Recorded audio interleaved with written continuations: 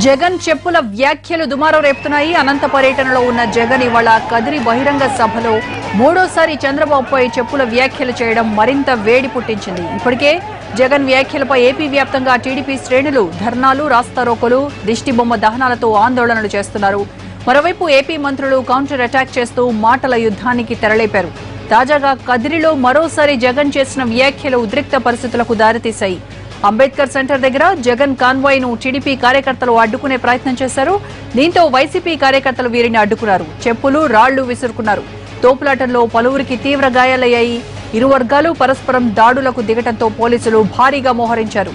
ఇరు పార్టీల కార్యకర్తలను చెదరగొట్టడంతో జగన్ కాన్వాయ్ అక్కడి నుంచి వెళ్లిపోయింది.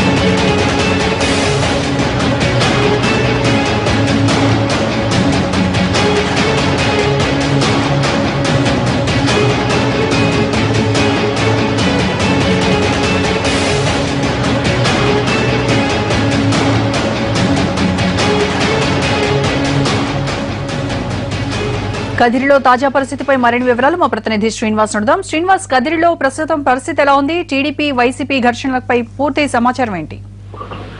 రోజా, గత 2 రోజులుగా జగన్ రైతు భరోసా యాత్ర ఉధృత పడుతుండడం జరుగుతుంది.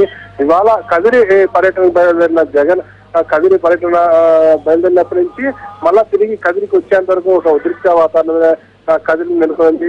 ఉదయం ఆర్ఎండ్బి అతిథి గృహం, జగన్ బస్ స్టేషన్ ఆర్ఎండ్ అతిథి గృహం వద్ద తెలుగుదేశం నాయకులు ధర్నా చేశారు. అయితే అక్కడ పోలీసులు కట్టుదిట్టమని ఏర్పాటు చేయడంతో ఎంపీ కొట్టుకు వెళ్లి తిరిగి సాయంకాలం కదిరి జీమాన్ సర్కిల్ లో జగన్ బహిరంగ సభ పెట్టారు.